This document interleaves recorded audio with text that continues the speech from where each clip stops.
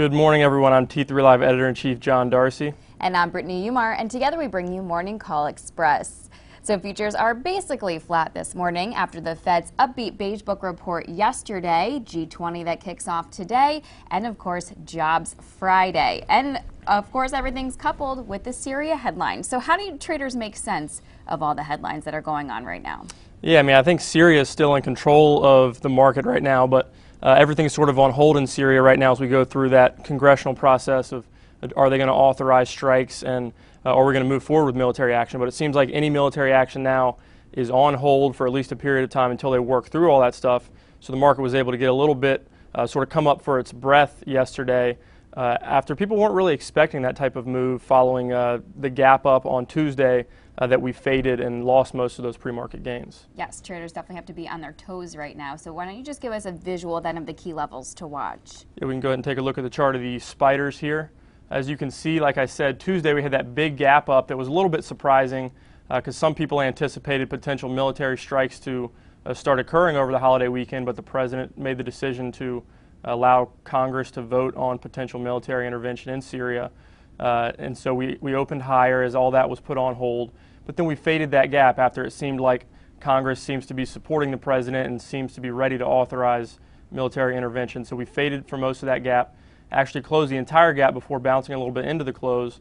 Maybe that gave you that bounce into the close, gave you some clues for yesterday, but I don't think many people expected that potent move that we saw yesterday to go back above Tuesday's high and into that gap. So now we basically filled that gap yesterday and now facing a little bit of resistance and, like you said, opening flat. So I think it's keeping everyone guessing right now with the flat open this morning. Hard to really have a bias in either direction. Well, in terms of some names to watch, tech continued to be the best performing sector, and we saw some tech leaders that had been resting actually play some catch up. So names like Google, Amazon, could these be names to watch for possible continuation? Yeah, it's really heartwarming to see all the different names in tech picking up slack for each other because you've seen a lot of leadership in tech from names like Tesla, like Netflix, like LinkedIn that have really been picking up the slack for some other tech leaders that have been lagging recently. And then yesterday you saw most of those leading names actually take a rest. Netflix was a little bit strong, but stocks like Google and Amazon were the ones that actually led the charge in the NASDAQ yesterday and allowed the NASDAQ to continue to outperform. Take a look at the chart of Google here. Really nice move yesterday out of a lower level base. Now it's back above its 8 and 21-day moving averages, which are starting to curl up a little bit after a nice 3-day move. So Google could be one that comes back on the radar. The next pivot to watch is here at 878. So that's something to keep an eye on for sure after it outperformed yesterday.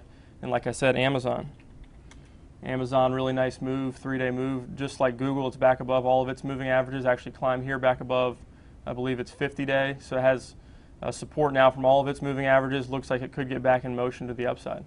And of course, we saw strong auto sales numbers lift some automakers. We saw names like Ford and GM make big moves. Will these be on your radar today? Yeah, the automakers were another huge pocket of strength yesterday in the market as we had some sales figures come through. And I know Ford came through with numbers that were their best year-over-year sales since 2006 or something like that. So really positive comebacks from those automakers and positive growth there. Take a look at the chart of Ford. You can see really strong move, over 3%. To break out of this consolidation level here, close this gap. And based on the strength of those numbers and the strength of yesterday's move, I really expect Ford to be back at these July highs sooner rather than later. They take a look at GM. Even stronger move. It was up almost 6% as they posted really strong year-over-year sales numbers, sales growth. And it's another one that I expect based on the potency of this move. You see an igniting bar like this, usually it leads to more upside. And the obvious destination here after it can get through perhaps some cluster of support here would be these previous highs from July. But like I said, I expect both of those automakers to get there. Then we can take a look at Tesla. It's in the automaker group, but it's sort of treated as a tech stock rather than an automaker, but it's still holding up relatively well. Obviously didn't it didn't report numbers the way GM and Ford did yesterday, but still holding up pretty well. I think you could look for two-way action still in Tesla here as it is sort of lethargic at upper levels. And we'll be talking about all of this and more in the full morning call, so stay with us.